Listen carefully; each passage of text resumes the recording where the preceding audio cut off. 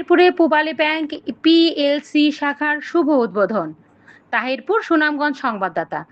সুনামগঞ্জের তাহিরপুর উপজেলা সদরে জাঁকজমকপূর্ণ আয়োজনের মধ্য দিয়ে পূবালী ব্যাংক পিএলসি 281তম শাখার শুভ উদ্বোধন করা হয়েছে রবিবার 21শে জুন সকাল 11টার সময় তাহিরপুর উপজেলা সদরে খসরুল আলম চেয়ারম্যানের বিল্ডিং এর দ্বিতীয় তলায় আয়োজিত অনুষ্ঠানে প্রধান অতিথি হিসেবে ছিলেন সিলেট প্রিন্সিপাল অফিসারের ব্যবস্থাপক চৌধুরী মোহাম্মদ শফিউল আলম। উপশাখাটির উদ্বোধন করেন।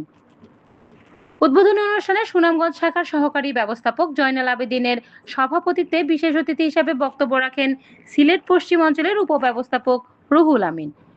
এছাড়াও গ্রাহকদের মধ্যে থেকে বক্তব্য রাখেন তাহিরপুর বাজার বণিক সমিতির সভাপতি সেলিম আখঞ্জি, রতন গাঙ্গুলি, সিনিয়র সাংবাদিক, দৈনিক সময়কালের উপজেলা প্রতিনিধি আমিনুল ইসলাম, ডিলার সামায়ুন কবির, সাংবাদিক আব্দুল আলিম।